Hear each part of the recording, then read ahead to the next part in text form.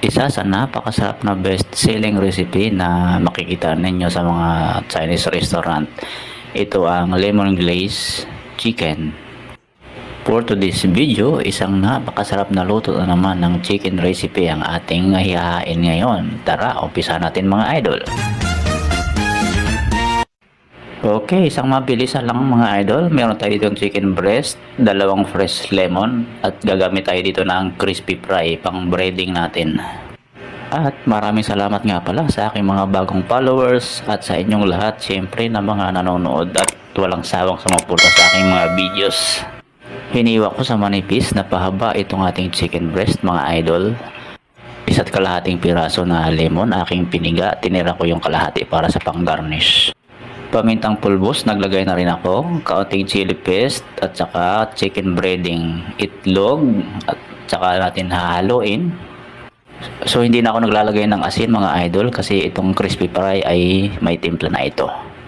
Ayan, ganyan, i-coat lang natin siya at saka natin i-deep fry. 3 hanggang 5 minuto, hintayin lang natin na mag-brown. Okay, goods na ang ganito. Hanguin na natin at ilagay natin sa plato. Hayaan muna natin sa isang tabi. Shout out nga pala sa lahat ng mga OFW na nanonood. Okay, margarine sa kawali. Naglagay ako. Butter mas okay kung meron.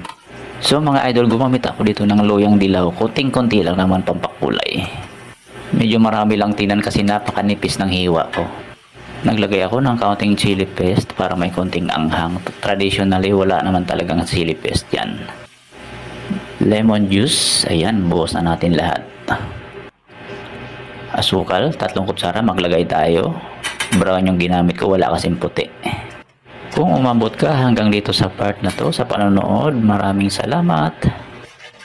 Star anise, mga idol, 2 piraso. Konti lang naglagay ako para may konting bango. Tubig, naglagay tayo. At saka yung cornstarch na tinunaw sa tubig. So ayan, haluin lamang natin siya hanggang sa lumapot. Okay, goods na to mga idol. Ganito lang ang consistency na hinahanap natin. Okay, buhos na natin ang piniritong manok. Ayan, ang ganda ng kulay ng ating sauce. So i-glaze lang natin siya mga idol. Hindi naman yung sobrang dami ng sauce. Sakto lang yung ganito karami. Ayan, lipat na natin sa serving plate. Yung kalahating piraso ng lemon kanina hiniwa-hiwa natin at naglagay tayo ng dekorasyon dito sa gilid.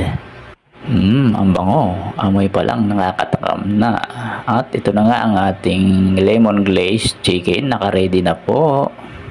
Maraming salamat po sa inyong walang sawang panonood sa aking mga videos. God bless.